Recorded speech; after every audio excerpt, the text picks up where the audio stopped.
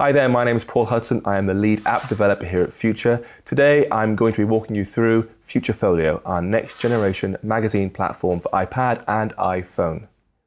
It goes in the full spectrum of interactivity, meaning we can go from PDF page turners, adding perhaps some movies or slideshows or sound effects, all the way up to fully interactive magazines designed on your Mac. And today I'll be giving you a demonstration of the various things you can do with FutureFolio Creator for interactive editions for iPad. I'll be showing you how we use these same tools to make our magazines so you can get some ideas for yourself to try. So the core of any magazine page will be your imagery, and we have a dedicated image tool over in the toolbox that encompasses 360s, animations, slideshows, scratch effects, wipe effects, all inside a single layer type on your page.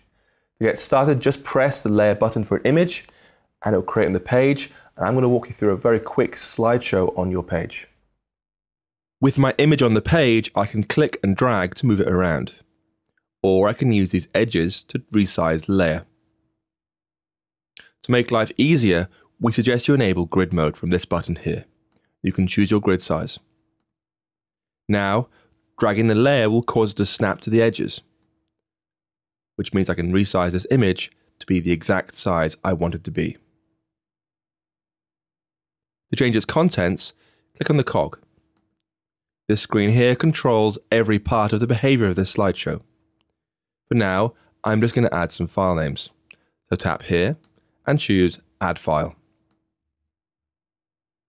Down here I have a race gallery of 12 pictures, all named -1, -2, -3, and so on down to -12.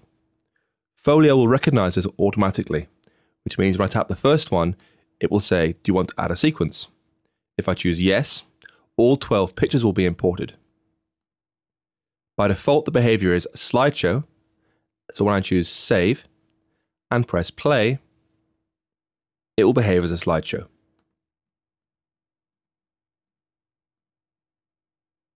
So as you can see, slideshows scroll by 100% of their width as the reader swipes across it.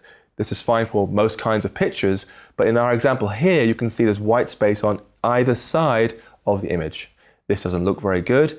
It doesn't give the user much feedback on what's to come or what there was before.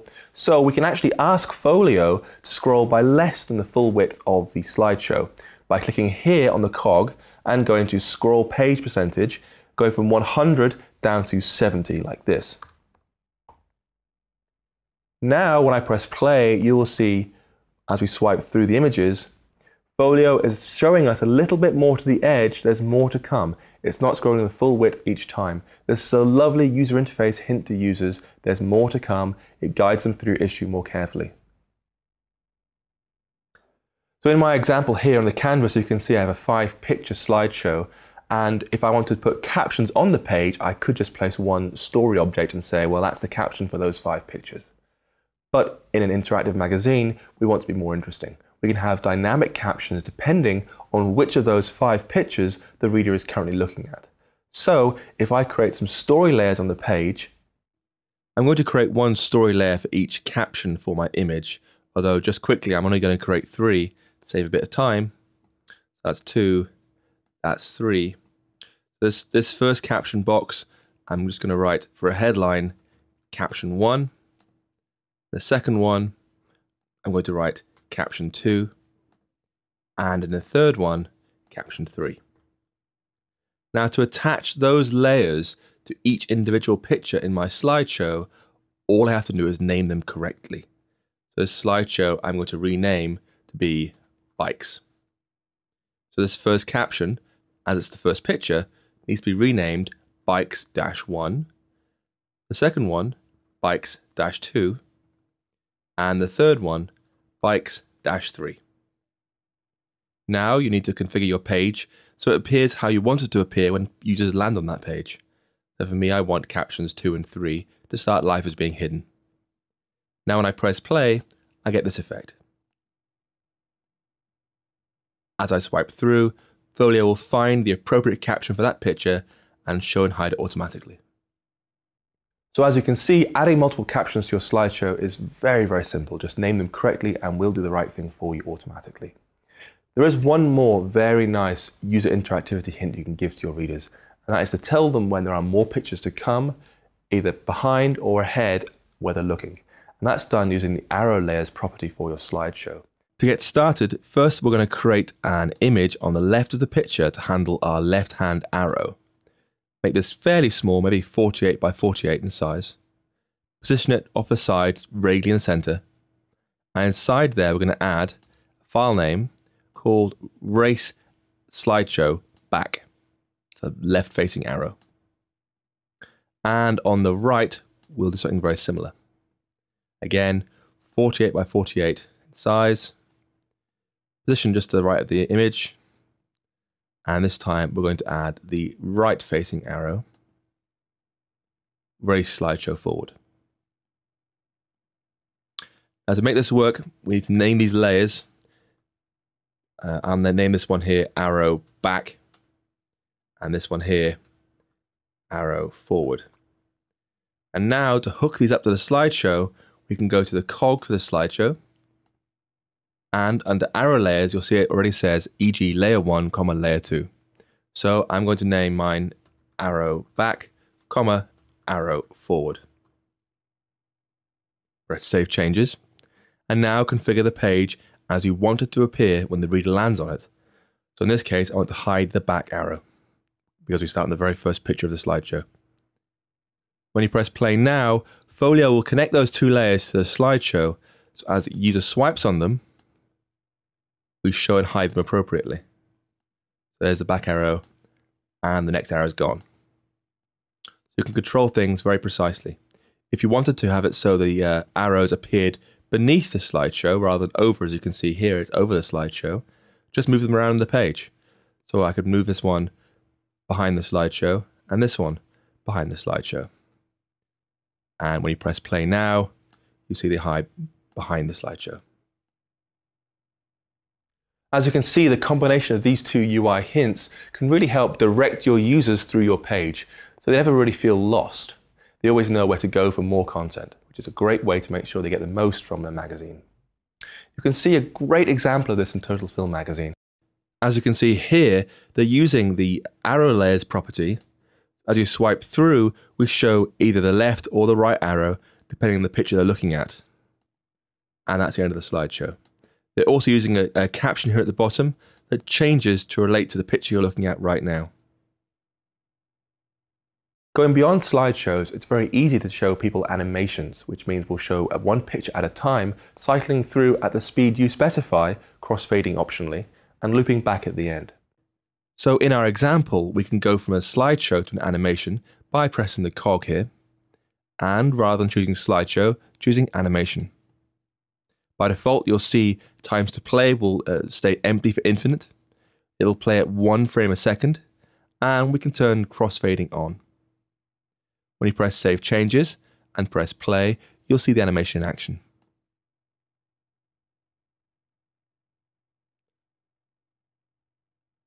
Notice how it retained the captions being shown and hidden as it changed through the animation slides. A third type of image interactivity is a 360. That's where, for example, you'll take an object you're talking about and photograph it at multiple angles, again and again, choosing a different picture each time, and import them all into Folio. We'll stitch them together for you at runtime, and the user can swipe the way through to get a real virtual panorama of the object. To create your 360, first place a new image layer on your page, move it and size it as you want, then go to the cog and add your file names. In this example, I have 36 pictures of a Canton Your World device. They're all numbered -1 down to -36. I choose the first one, therefore, Folio will import them all as a sequence. I can now choose 360 for the behavior, and press Save, and press Play. There's our 360. Very, very fast. So 360s are a really nice way of giving your users the chance to spin their way around an object. But you can also use it to show an object transforming. For example, here on this Tap magazine page, you can see they've photographed this keyboard at various different positions.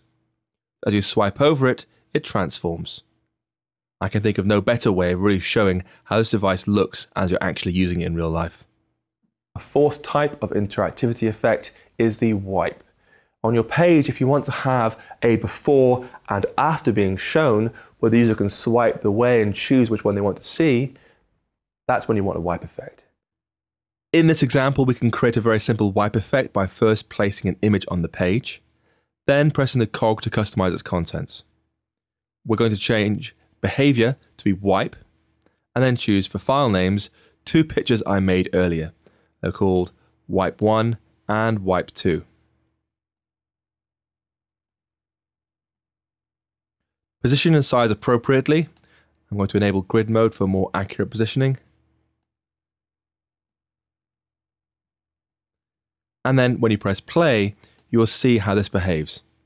This is an example picture taken with an iPhone, and with an app, we've converted it to have a bloom effect. With the wipe effect, we can allow people to see before and after. So when I tap here, you'll see it splits. On this half, the first picture, on this half, the second picture. And these you can drag around to reveal as much or as little of the before and after as they want to. This is a highly customizable control. You could say, for example, make it split from the top. Just type top in direction and press play, and it splits that way now. You could add a divider image. For example, I could add my image here. I've got wipe divider.ping. And when I use that, you'll see on the page, this picture I've made, this black bar appears to divide the 2 images for me. So whether you want to do you after your 2-minute-a-day ab workout or Star Wars before and after special effects, this is a really nice tool for comparing 2 images side by side. In this example I'm going to show you now, Tap Magazine used this to show before and after camera filters for an app. So whereas in our example we had just a single wipe effect, here on this Tap page they have several wipe effects stacked up. You just choose the one that interests you, then drag across to see the before and after. So our fifth and final type of image interactivity is called the scratch effect. This is where you can place image layers onto a page, and the user can touch the page to wipe away the image. You can do it if you choose to with 2 images. We'll show one with the other one behind it, and as they scratch, it will reveal the one behind. Or you can place a single image and it will scratch to transparency. In the example I'll show you now, Tap Magazine are using 2 images, scratching away a fake frosting effect to reveal the next issue. Lovely effect. So here's the fake frosting effect, and as I tap on the page, it reveals what's behind. This is so easy to make. As you can see, they've customized the finger size to be nice and large. Great way to interact with your users. I'm going to walk you through creating this very quickly on an example demo I made earlier.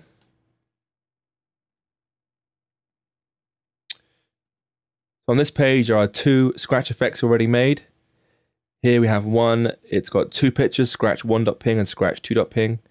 Behavior is type scratch and size 40, that's finger size. When you press play, I tap, it scratches away to reveal the second picture behind it. That's the same way Tap using this exact effect. Beneath it, I have 4 stacked pictures. 1, 2, 3, 4. And each one is a single picture by itself. Scratch, finger size 40 again. What happens is you can scratch through the first one to reveal a second one, like this. There's the second picture. But when I scratch the second picture, I reveal the third picture. And I can scratch the third picture to reveal the fourth picture, and finally the fourth picture through to the transparent background of my page.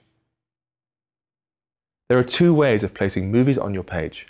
The first option is to use a slideshow. You can have picture, picture, picture, movie. It's a lovely way to end a slideshow. The second option is with our dedicated movie object. Place it on the page, size it as you want to, and then flow either a local movie or a streamed web movie into it. We also support things like AirPlay for people who have Apple TV. To get started, tap on the Movie Layer button in your control panel, then position and size appropriately. Then press the cog to customize its contents. Now, as I said, you can do local or remote movies. In this example, we're going to use a local movie, the Iron Lady official UK trailer. You can provide your own thumbnail picture for the movie if you want to. That's what the reader will see before they tap play in the movie. Or because we've scanned the movie and found it lasts about 2.5 minutes, you can enter a time frame in here and we'll generate that thumbnail for you. I'm going to ask Folio to make a thumbnail for me at about 30 seconds through the movie. Press generate and there we go, there's your thumbnail. When you press save, it becomes a movie on your page. And when it's run, the reader can tap play when they want to see it. They can scrub across. They can obviously change the volume on the device. And they can tap full screen to watch in full screen. Of course, no page would be complete without stories, the text of your pages. And FutureFolio allows you to insert your text in several different ways depending on your workflow. One of the key features we have is live text, which means your text is rendered live on the device as the reader comes across it. This is hugely important to you as creators because live text takes up much less space. This means your issue sizes are smaller. And for readers, live text means they can select it, they can search it to find their favorite articles, they can share it. If they're hard of sight, they can resize the text to be larger or smaller. And if they have no sight at all, they can use VoiceOver on their iPad to have their magazine read back to them. So let's take a look at the story object in the Layers control panel. As with our other layer types, just tap the button to create one on the page, move it, and size it how you want. Then press the cog to customize its contents. There are several ways of modifying your text in your boxes. The most basic way for quick changes is using our WYSIWYG editor. Tap here and then insert your text. This is some example text. You can now select parts of that and use the tools across here, for example, bold and italic, and that works very well for quick pieces of text. We recommend, though, you use the Advanced tab instead. This allows you to insert your XML or HTML directly into the box. For example, you could add author, Paul Hudson, end author. That works very well as well. A more common solution is to use import body copy, this button here. This allows you to take text straight from InDesign or from a web page you want to reuse. Just tap there and choose your text file, and it will be flown in. Now by default, we will do no styling for you, but if you choose Auto Format Full, we will spot InDesign's line breaks and make them paragraph breaks for you automatically. So it will look like this. Of course, this is live text, so when you press play, we will make sure it automatically scrolls to fit its contents. And the user can tap on any one of the words and ask for information, for example, define, or they can copy and paste. It's interesting.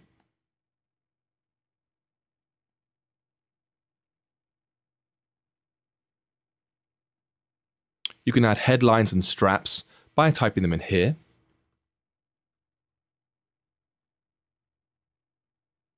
And you can add a style sheet using CSS3 under the style. Here's what I made earlier. And now it will look like this. It remains scrolling text. So in the same way slideshows let you control the page, so as you swipe between pictures, you show and hide captions, you can also do the same with stories. In my text I imported earlier, you can see I have the words marker layer picture 1, marker layer picture 2, and further down, marker layer picture 3. We can use these to control the page. So what I'm going to do is make those 3 layers, one here, and one here.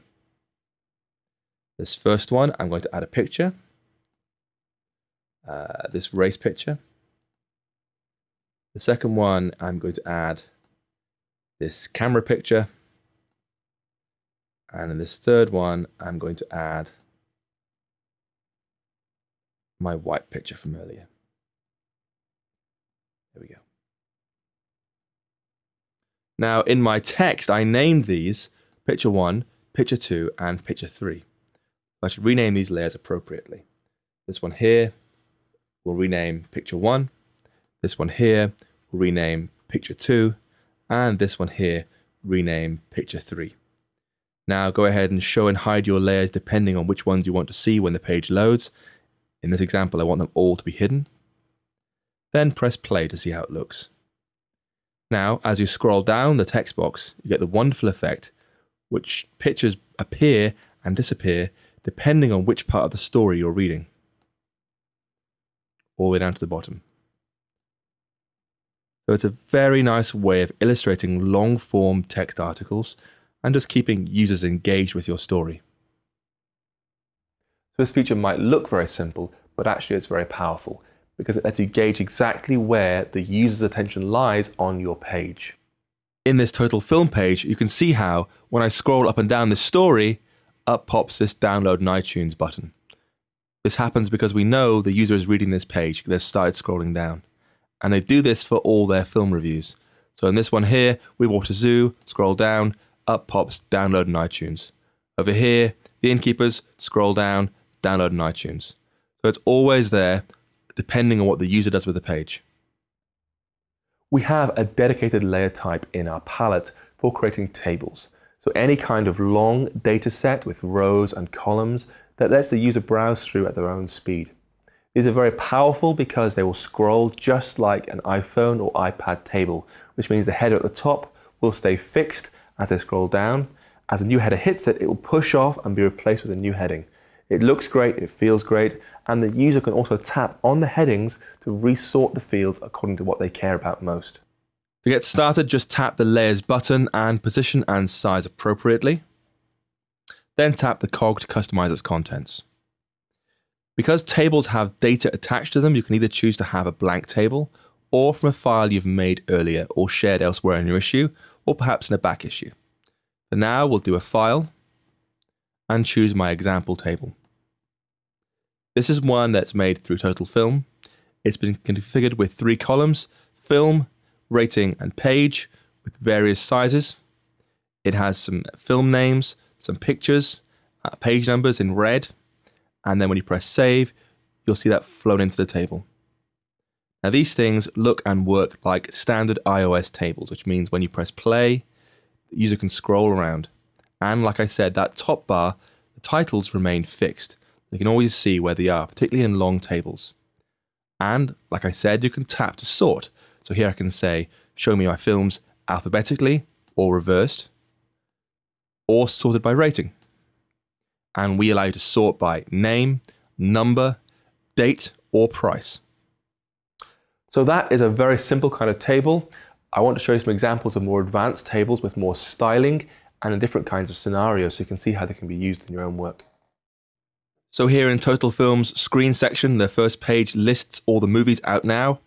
Having that title fixed is really important now because it's a long table full of data. And as I said, we support sorting by date, so just tap on release and you'll see films out now first, and then after that, dates sorted appropriately. This is one of Tap Magazine's regular features. If you loved this game, Real Racing 2, then you'll love these other games. As you scroll through the text, they show other pictures of games, depending on what you're reading about, but they also have a shopping list button at the bottom that shows a small table where you can see the alternatives and what they work with. Finally, here is the reviews intro page for Tap's app section. They hide the table just slightly off the screen. You can just grab it and pull it up. And then, as before, scroll around and that top bar remains fixed. Lovely way to show lots of data in one small space. So tables are awesome. Please use them. Moving on, we have a Maps layer type. This lets you embed Google Maps or on iOS 6, Apple's own map control directly onto your page.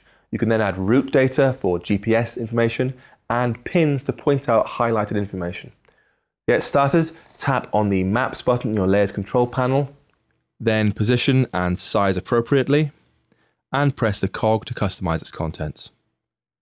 By default, we focus on the UK, but you can drag that and reposition where you want it. You can drag this zoom button to zoom in and out. And because we embed Google Maps or on iOS 6, like I said, Apple's own Maps toolkit, you can change between standard, satellite, or hybrid map types. To place a route, click this routes button. Here's one I made earlier. A GPX file is a GPS route data file. When it's selected, we'll draw that on your screen. You can then tap this plus button to add a pin. And with that pin, you can click and drag the pin where it should be on the map and add some information to it. For example, you might want to say, Monza is here. And when the user taps that pin, they'll see that information. You can allow the user to scroll around the map or zoom around the map, or optionally, if you choose to, show their own location on the map. We'll put a blue dot where they are. This is very, very good for advertising, for example, where you can say, find dealers near to you. So as you can see, the Maps control lets you place maps on your page very simply, very quickly, then highlight areas according to your interests. In Cycling News HD, we use this to draw rider routes in the Tour de France and other key races. As you can see here, Cycling News HD has a report of Tour de France Stage 9. When I scroll down, they've embedded a map for me. I can move around the map to find different parts of the route, double tap to zoom in on certain areas, and navigate as I please. On the printed page, annotations look awesome, but on the iPad, you'll notice the information density available to you is lower. What that means is you can fit less on your page before it starts to feel really crammed. We have a solution for this, and it's called the Annotations layer type. This lets you place on your page a background image, then add titles and text pointing at various places of interest on that image, and when it's played back by the user, they'll just see the titles. They can tap on one, we'll zoom into that box and show more information, and they can navigate their own way around that page. To get started, tap the Annotations layer type and then move and size as much as you want to. Then press the cog to customize the contents and give your annotation a background image. I'm going to use this cycling shot. Now you can add points of interest to this picture by tapping plus. Move around the box where you want it, move the pin to where you want it, and then tap the title. You can insert your own text. I'm going to type, "What a helmet," and then add your own body copy beneath it. You can control, should we zoom onto the pin or zoom onto the box? Should we zoom a little bit or zoom a lot? It's down to you. When you're finished, tap plus again and add some more, depending on all the different things you want to point at in your picture. When you're finished, press save. And all the user will see are the 3 headlines and not the body copy behind them. When you press play, it becomes live, and they can tap on any of these things to zoom in and reveal your text. Or they can navigate their own way around and tap and pinch and zoom as much as they want to.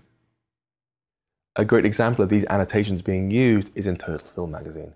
Every issue they recreate a classic scene from a movie using these annotations to point out various parts of the scene and how it was made. In the example here you can see Total Film's agenda page talking about The Terminator, a classic film. At the bottom here it says tap here for more on the classic scene, and when you press there you get the annotation. This shows all the different parts of that scene as it was shot, and you can choose any part and it will zoom in for more information on that part of the scene. Or you can pinch and zoom to navigate around however you want to, and tap on the things that interest you most.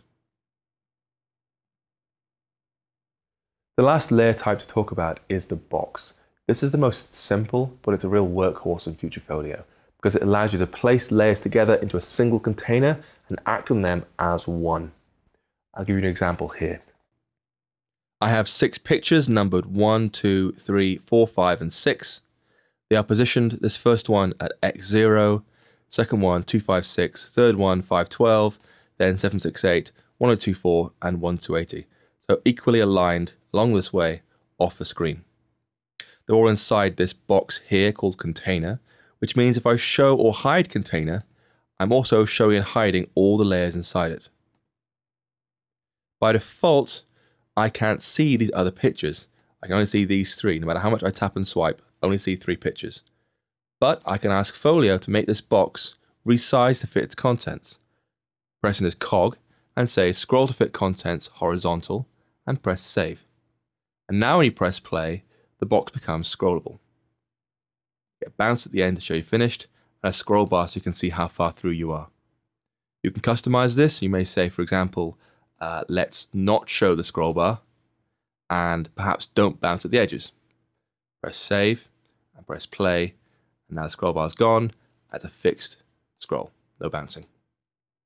We also allow you to do page style scrolls, as with normal slideshows, by saying scrolling pages on. And now we will snap to one width of the container size. You can see here, if I press play and scroll, it snaps across. Now that is just a very simple use of boxes, but in the example I show you now, Total Film using boxes to slide content over other kinds of content while making sure user interactivity is maintained correctly. It looks great, it hides information, and yet makes it obvious where it lies, so users can find it very quickly. So here's the page in question. The box I'm talking about is on page 2, hidden away. When I press play, you'll see it in action. The page builds up, flies out, and you tap read this to show the actual content. And here's the box. You can grab this and pull it over the slideshow. This works really nicely. However, if you tap here to use the slideshow, it doesn't work. That's because this whole picture, the whole box, overlaps that whole area and thus owns it and catches the tap. We allow people to override that, and that's what Total Film have done here. So if I choose the box here, press the cog, and say pass through taps, what will happen now is when the user taps on the box, we will determine, is there anything beneath their tap? If I tap here, the answer is no. Tap here, the answer is yes. So that works normally. But tap here, and there's nothing beneath my tap, so it'll pass down to the slideshow. That's how pass-through taps works, and lets you create very, very well-structured pages with a lot of depth happening. So that wraps it up for our different kinds of layers. Now I want to talk about interactivity through behaviors, and these are really powerful because they let you change what happens when the user touches the screen.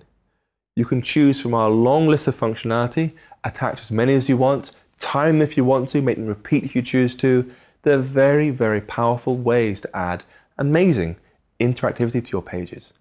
We're going to start very, very simply. If we tap here to place a picture on the page, then position and size as you want, then tap the cog to customize its contents, we're going to add our cycling slideshow from before. So choose a first image, choose yes to import the sequence, and all 12 pictures come in as a slideshow. There it is on the page. It works fine out of the box. But these pictures are quite small, so you can't really admire the amazing photography. So what we can do is we can ask Folio to respond when the user taps on that picture. And to do that, tap the cog and choose behavior. By default, nothing happens, but if you press add new item, you can say zoom image. And when that's done, press save, press play. It's still a slideshow, still works like a slideshow, but now if you tap, we'll zoom into that image and keep it as an active slideshow. Behind the scenes, we will automatically generate these full-size pictures and these small thumbnail pictures for you when you do a build. And this zoom image behavior will work on slideshows, on animations, on wipe effects, on 360s. All kinds of pictures will support it out of the box. Several of our behavior types allow you to control what's visible on the page at any one given time. This is important because when you land on a page, if there are many layers visible at the same time, the user won't know what to read. They'll get lost, they'll feel confused, it'll look too busy. So what we suggest you do is hide some layers, hide as many as you want, and then control the user through the page. Say tap here to show this, tap here to show this. And we do that with several different layer behaviors with subtly different effects. So in this basic example, we're going to place an image box here and another image box down here. In the first one, we're going to add a file name, d800.jpg. This is a Nikon camera. In the second, press the cog, add file names. We're going to add an EOS60d.jpg picture. So we have two cameras, a Nikon and a Canon. What we want to happen is, when the Nikon's tapped, show some information next to it about that camera. When the Canon's tapped, show some information here about that camera. So let's add some story objects. One here and one here. In the first one, we're going to add Nikon info goes here as the headline. And for the Canon info goes here. Now, before we add the behavior, we're going to rename these layers to something sensible. It makes it much easier to work with behaviors. This one here, we're going to call Nikon. This one here, we'll call Canon. This one, Nikon info. And this one, Canon info. Now, what we want to happen is when Nikon is tapped, we want to show the Nikon info layer. That's done with the behavior. Go to the cog, behavior, choose add new item, and choose show single layer. This will show one named layer that you write in here. So when it's tapped, we want to show Nikon info. And for Canon, do the same. Behavior, add new item, show single layer, Canon info. Now configure the page to look as you want it to look when the reader lands on the page. So we want to hide Canon info and hide Nikon info. Then press play. There's your page. Here are two pictures, no story text. When we tap the Nikon camera, up pops Nikon info goes here. When we tap the Canon camera, up pops Canon info goes here, but notice how the Nikon text went away. You can only show one of these two at a time. That's what show single layer does for you. It will detect things that were there that were shown previously, will hide them before showing your new layer. It allows you to do very complicated pages, perhaps showing many things at a time, without having to worry about hiding other things first. Just tell us which one you want to show and we'll do the right thing. Of course, if you wanted both of these text boxes to appear at the same time, you can do that too. For example, we could change the Nikon behavior rather than show single layer to be toggle layer visibility. This means if it was hidden, show it. If it was showing, hide it. We want to do the same for the Canon. Behavior, not show single layer, but toggle layer visibility. Press save. And now when you press play, there's Nikon, there's Canon, hide Nikon, hide Canon. You can show either of them in any order you want to. So that's toggle layer visibility. We have another way of working with layers. I just delete these two story boxes. If we had these two pictures, a Nikon and the Canon camera, and we overlaid them, so let's turn a grid mode on for easier positioning. There's our Nikon camera, and let's position the Canon over the same area. If we had these two pictures overlaid like this, you can do a really nice effect. We could ask the Nikon camera, when you're tapped, please flip horizontally to the Canon camera. So Nikon will flip to Canon. And the Canon, we can ask to flip to the Nikon. So choose behavior, flip vertical perhaps, back to the Nikon. When you press save, again, configure the page to look how you want it to look when the user lands on it. Let's hide the Canon camera perhaps, and press play. There's the Nikon, tap, there's the Canon, tap, there's the Nikon. Cycling News HD use these flip effects very frequently. For example, here on this page we have Tour de France Stage 9, and these are all the jerseys of the cyclists who are in that stage. Readers will come to this page, know which teams they liked, for example, here's Team Sky. They can tap on that to flip around and read about the cyclists in that race for that team. They can flip around as many as they care about based on their jerseys. We like to think these behaviors are very similar to a keynote presentation. How you go from one slide to another slide can really affect the way users receive that information. And the same is true for showing and hiding layers. For example, showing one layer and flipping around to another layer implies these two pieces of information are attached somehow. We have many more behaviors. I'm going to walk you through some of them now very quickly. So rather than having my Nikon camera show this Canon camera, if I choose the cog and go to behavior, I can change that flip horizontal behavior to be something else. This first screen are all different ways of showing and hiding layers. Beneath that lie the real basics of any magazine interactivity. For example, jump to page. When that's chosen, you can type a page name in here and we'll find that page in your issue and take the user there straight away. Jump to section is used because we encourage magazines to have sections inside their magazines. So news, features, tutorials, reviews. Rather than having to know the name of the first page in a section, you can just say jump to section and tell us a section name here, for example, news, and we'll find that first page in news and take the user there straight away. Jump to slideshow page is used if you have a very large slideshow, say 20 pictures, and you want to say tap here to see picture number 20 straight away. Load URL internally or externally will open a web browser to a particular web page, either inside your magazine, or it will quit and launch the iPad or iPhone's own Safari program and run the URL there. And advanced animation is used if you have an animation type picture, which is flicking forwards, and rather than moving forward once every second, you want the user to control how fast it moves. So this will advance the animation when the user taps on that button.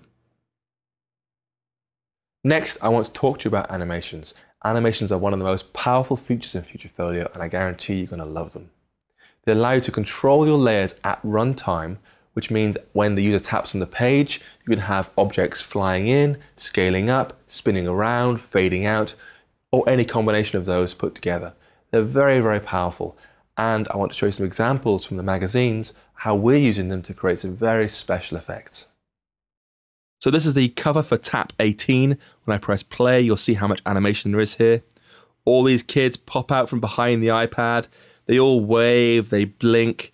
This animation here moves across very gently. The background spins round slowly. The zombie here bobs up and down gently. There's a lot of animation taking place to make this cover very exciting. This total film page highlights the making of Battleship. When I press play, you'll see they've got a lovely big picture from the film. It pans across and the page builds itself up as the user watches. Using animation, Edge magazine managed to turn their contents page into one of the most beautiful pages of the magazine.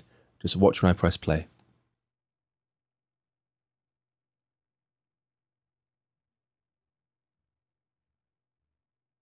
The Google Chrome feature uses knocked out transparency on text to reveal a picture behind it, with the text animating movement over the top. It looks fantastic. Just watch this.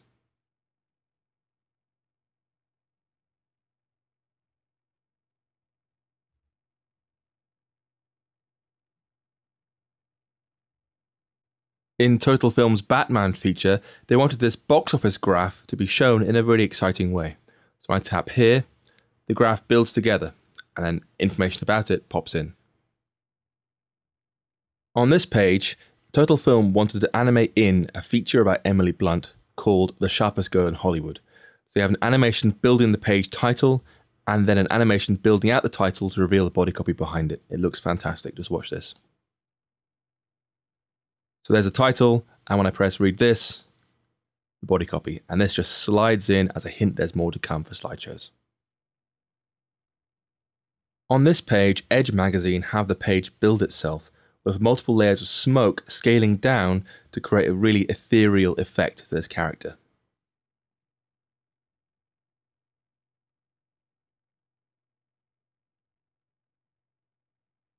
And as you scroll down to read the main story, there's a slideshow here and boxes you can tap to reveal more information.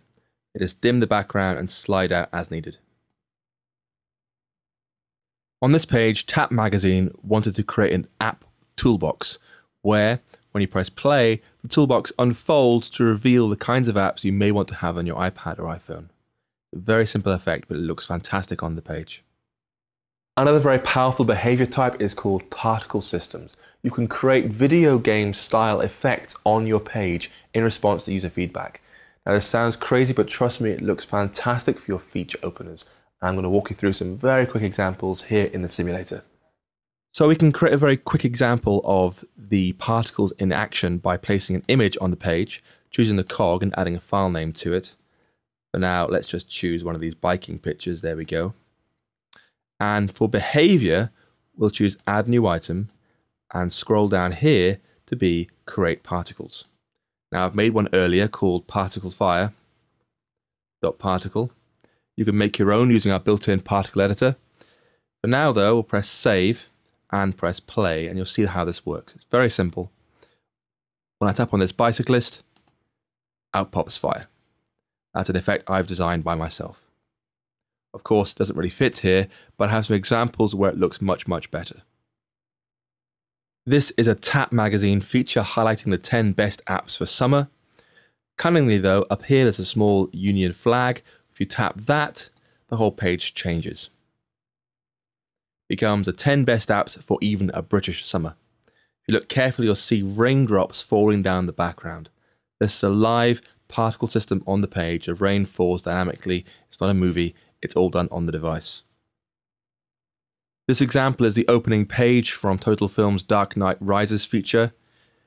The film is of course set in a very snowy Gotham City, so the page animates in beautifully, and then from the top right, very gently, snow starts to drift in. Very subtle effect, but it looks great on the page. A third really powerful feature for your page is called physics. This lets you create physical objects on your page out of your layers. So your stories, your images, your boxes, when physics is turned on, they'll fall to the ground as if they actually had physical weight in a gravity environment. And you can create effects that will launch them around the screen. Again, users don't expect these things, so it helps you astonish them and keep them coming back for more. I'll give you a very quick example on the page. So this page has one story area here, one picture box here, and one picture box here. Let's start by choosing the first one, choosing the cog, going to behavior and adding a new behavior.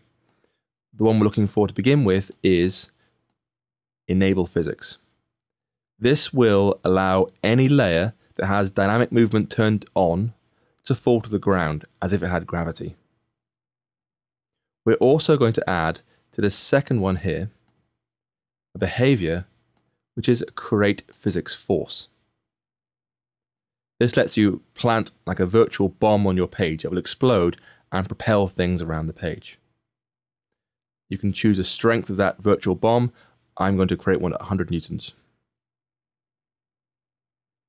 This happens to be an animation moving at 1 frame a second with crossfades, and this is a scratch area effect. When I press play, here's the page.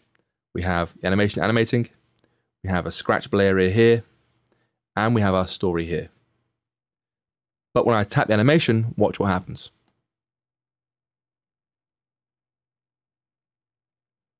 As the physics activates, it all falls to the ground, but the animation continues. This text box still works. You can still select parts of the text and ask the iPad to define it.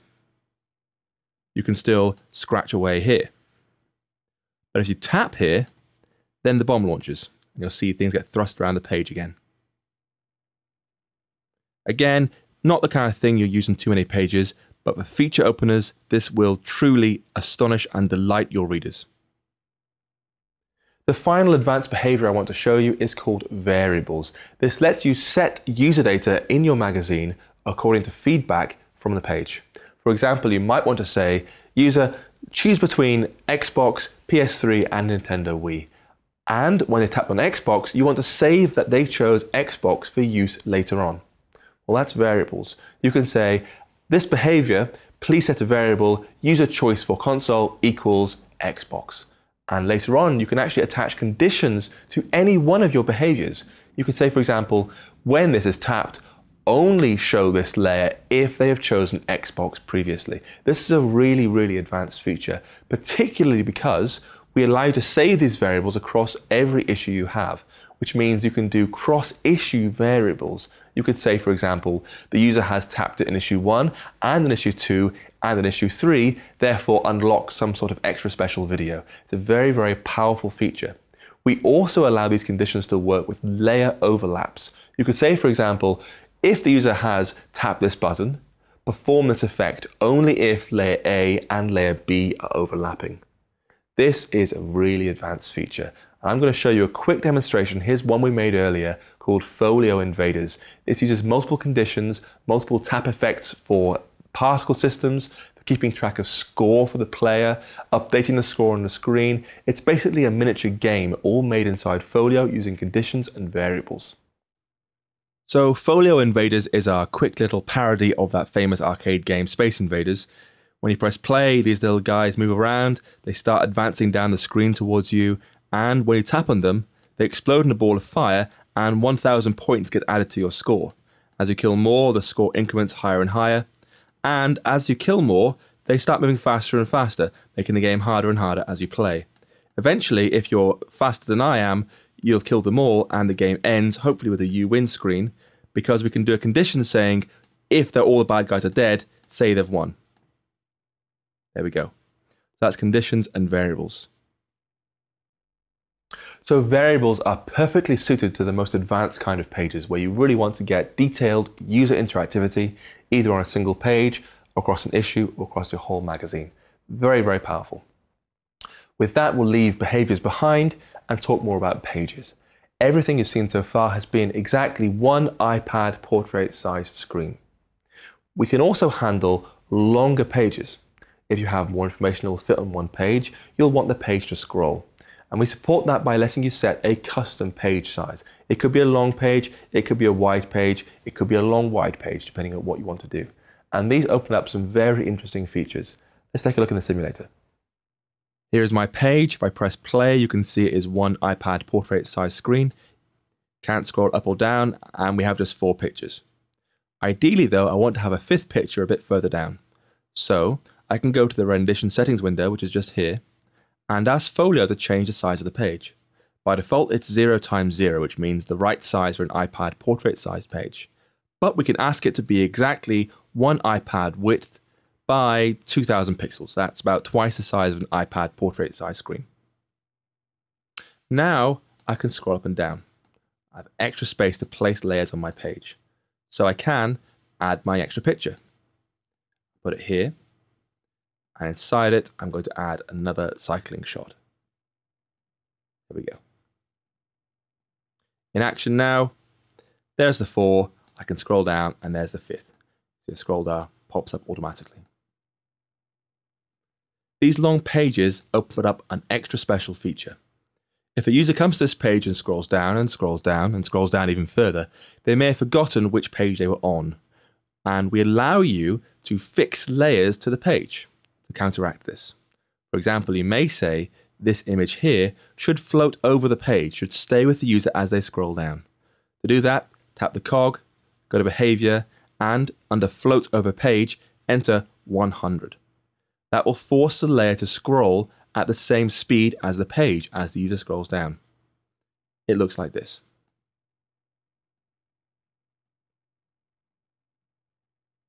So it will always stay in its position as the user scrolls down. However, you can also use this to recreate an old-style parallax scrolling effect. For example, you might say, make this thing scroll 90% the speed of the page. This one below, scroll 80% the speed of the page. Below that, 70%. The 4th one, 60%. And the 5th one, 50%. 50% means scroll half as fast as the page. With all those combined, you get this effect. They all scroll at different speeds. Called parallax scrolling, it creates a faux depth effect and it looks fantastic. This parallax scrolling might look quite simple, but when you see it in action in a real magazine, you realize how effective it is. I'll show you 2 examples just quickly of Tap Magazine using once horizontal parallax and then vertical parallax, and it looks just great on the page. So on this page, Tap Magazine want to highlight several interesting tools you can get for your iPad to excite children. And they use horizontal parallax in a very, very nice way. When you move to the right of the page, the text in the background moves, and the actual background picture itself moves at different speeds to the rest of the page. It looks really, really smooth.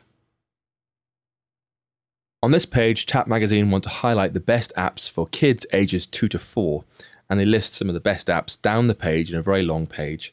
On the right is this very, very subtle parallax effect. So as you scroll down, the train moves down with you, and at the end, hits the end and bounces off the end. Very subtle, not really required, but it looks slick. An alternative to long pages are stacked pages. I'm going to use Tap as an example here. If I press play on the apps intro screen, you can swipe to the right to see more apps. So here's an app, another app, another app, and so on. Alternatively, you can ask Folio to stack these pages together. First, choose the page you want to stack, then choose Indent. And you'll see it goes beneath the app's intro. I'll do the same for this page, this page, this page, and perhaps also this page as well. And now, if I play back from that point, it doesn't go left and right anymore. It goes up and down. I can scroll up and down as if it were a subsection of the magazine. These are so easy to make, and they're very efficient. Stacks have three key advantages over long pages. Firstly, when you use a jump to page behavior, we will automatically find that in the set of pages horizontally, then jump vertically down to that page inside the stack. You can't do that with long pages. Secondly, they're more optimized, which means when you're using a stack, we will load the page they can see, plus the one above and the one below, to create a seamless using experience. But in a very long stack, we don't have to load everything else. In comparison, long pages, say a 4,000 pixel high long page, we have to load everything on that page up front, because you may animate things onto that page from anywhere. We just don't know. So stacks are faster to load in that respect, and they lower memory usage, which means you can create more elaborate pages, only 3 being loaded, and still stay in a very low memory envelope. Finally, and perhaps most importantly, they allow much faster teamwork, because these stacks, as you've seen, exist as different pages inside Folio Creator, which means what seems to the user as one big page is actually 8 smaller pages that are divided up into small chunks. So person A could work on the first page, person B could work on the second page, and so on, simultaneously, even though to the user they are one big page.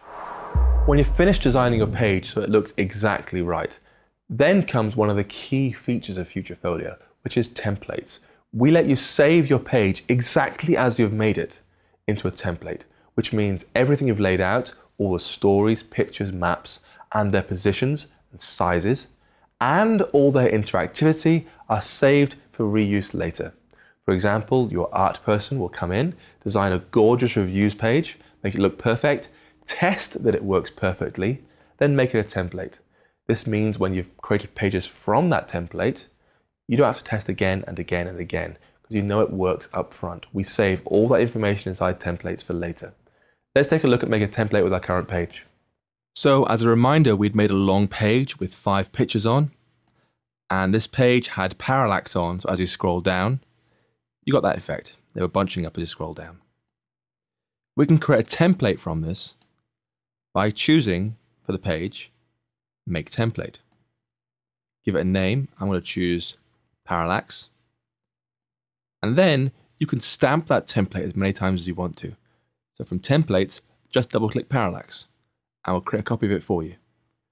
This copy will look exactly like the original, and more importantly, it will behave like the original, with the same parallax. We'll retain all the behaviors and all the interactivity you attach to those layouts inside the template. One of the added benefits of templates is the ability to convert from one template to another template. This can be used in 2 main ways. Firstly, if you've made a template, it looks great, it works great, and you've stamped it maybe 20 or 30 times across pages, and then you find actually this picture could be 20 pixels higher or a bit smaller, or the interactivity is slightly wrong, you can actually reapply a template to those pages. So you can make a new template with your change in place, then say, well, these 30 pages, please make them fit this template. So it lets you fix errors after you've made the pages. You can reapply templates. The second option, and this is really powerful, is that you can convert one page to a totally different magazine layout. For example, you may make another grid and say, well, actually, there's a different brand that comes down here, this comes over here. I want to add a map and an interactivity to every page. You can take all your pages and apply that template to those pages, and we'll fill in the gaps for you. We'll copy across any missing elements. You can, if you choose to, delete elements that aren't in the new grid. It's a very, very powerful way to work with templates. I'll show you converting templates just quickly now. Here in my template library, you can see I have 2 templates to care about, Big Image and Big Map. If we double click on Big Map, it'll create a page from that template, and we can select it and you'll see how it looks. I'll press play to play it back. It has a map with a route and some pins. It has an animation down here. It has a slideshow of pictures you can swipe between, and it has some live text here that extends over the map. A very gentle transparency behind it so you can see the map behind the text. If we decided actually we don't really need this map, we can ditch this map, and maybe we should make more of this animation, we can convert this page to a different template, and that's my big image template. This template uses the same layer names, main image, second image, and body, but doesn't have the map, so it can rearrange a page to match the template.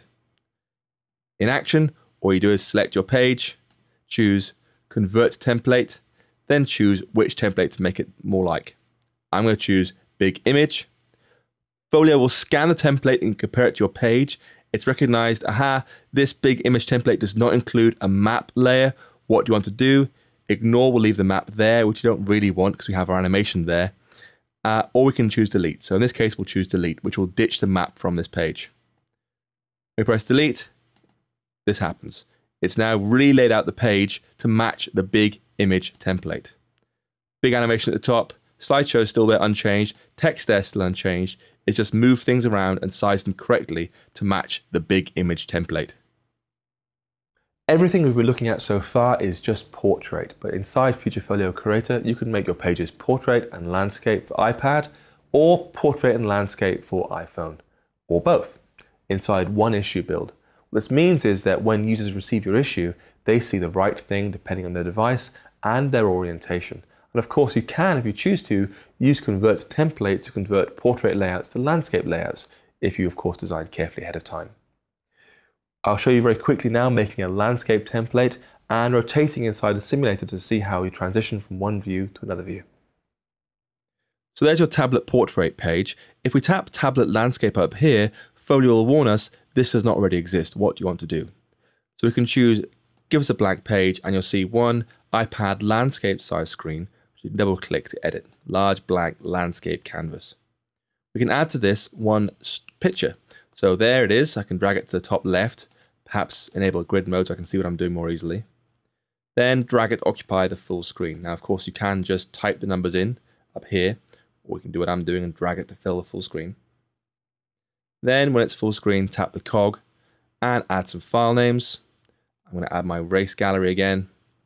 Yes, add them all as a slideshow, save, there we go. And now I have to make sure my issue is enabled with portrait and landscape, and that's done up here. So these two here, both red, mean they're both enabled. The default often is just portrait or perhaps just landscape. You'll want to have both enabled for this page. And when you press play now, you'll see we have portrait working fine there, and when you rotate, landscape. And it works as a normal slideshow. It will detect the orientation of the device and show the correct rendition on the fly.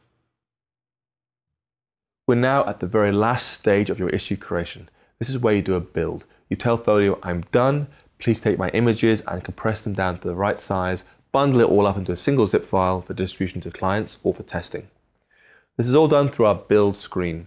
And importantly, at this stage, we do all the hard work of deciding how big your images need to be. Because you've been importing images at 4,000 pixels wide by 3,000 pixels high, much, much bigger than even an iPad Retina size screen. When you do a build, we examine your page, take a look at how big your pictures are actually being used, and scale them down to fit that space, so there's no wasted download. We'll also exclude any pictures that aren't being used, and we'll do iPad Retina builds for you. So as long as your pictures are big enough, we'll create Retina and non-Retina images at this stage. When you do a build, we'll ask you how big your picture should be in terms of compression quality. We use a rating from 0 to 100, where 100's maximum quality. We recommend somewhere between 70 and 80%. But the best bit is, this entire process is non-destructive, which means we leave behind all your source imagery and create new copies at the lower resolution, at the lower compression level, which means you can test it out on a real iPad, examine it, try things out. If you don't like it, do another build and do another build until you're happy. It's very, very fast doing build. So for my very simple issue here with a portrait and landscape tablet layout, I can do a build by pressing the issue button and choosing build issue. At this point, Folio will remind me the minimum version of Folio required to play back this issue, along with which renditions I've promised to support, portrait and landscape iPad, I can choose my JPEG quality. It's 80% as standard, but you can drag that lower. If it's too low, it'll warn you in red. If it's too high, it'll be dark red. If it's really high, bright red. Somewhere between 70 and 80, like I said. Find the quality that works well for you, and then press Start Build. It'll all be compressed into a single zip file, and, if necessary, a build report will be generated. This is a set of warnings that you should be aware of when you've made your issue. For example, you may find this picture you've used is not quite high enough resolution for Retina iPads, for example. We'll warn you at this stage. So that's it, your issue is done. We've created for you a zip file. This is your finished issue. We've also created for you a build report telling you how the build went, if there are any problems or warnings you should be aware of. We've created a set of page previews, little screenshots of your pages which you can then upload to a web server so people can sample the thing before they buy it. We've created a build directory full of all your images we've put into it, so you can comb through that and look for any large images. Otherwise, that zip file is ready to go. And from here you have two options. That can either go straight to customers, or it can go to your iPad for testing. And our FutureFolio Viewer app, available from the App Store, you can just plug that into your Mac, go to iTunes and drag that zip file straight into iTunes, and we'll pick it up and have it on your iPad straight away. Other options, for example, going to clients or customers for ad sales purposes, you can use something like Dropbox. Put that zip file onto Dropbox, get a public URL out of it, and they can paste that URL directly into their iPad FutureFolio Viewer, and we'll download the issue and they can preview it straight on their iPad. So it's very, very easy to take that zip file and either go on sale or to clients or customers to look at and preview. However, if you choose to, you can start combining it with our Folio digital replica products. That's our PDF page turners. Everything you've seen so far has been fully interactive, so 360s, animations and slideshows. If you have PDFs as well, for example, for your iPhone or for adverts or for the main magazine, perhaps on iPad, you can combine your interactive edition with your digital replicas very simply and in a number of ways depending on your needs. For example, you might want to say, let's have PDFs on iPhone and interactive on iPad. Well, you can put these two together into one single zip file, serve up to your clients. When they buy the magazine, if they have both devices, we'll serve the right content depending which device they access from. Alternatively, you could have 100 pages of PDFs in your magazine. When you tap a certain button, up pops your fully interactive magazine, perhaps for ad purposes or special features or extra sections of your magazine. Very flexible way to mix and match digital replicas and fully interactive editions. So that was a lightning fast walkthrough of the FutureFolio Creator Tool. I'm afraid that's all we have time for now, but there's so much more this thing can do. We have documentation for you, we have more training videos, and of course, please get in touch. We'd love to hear from you, and we hope you have so much fun astonishing users and delighting users with your amazing creations.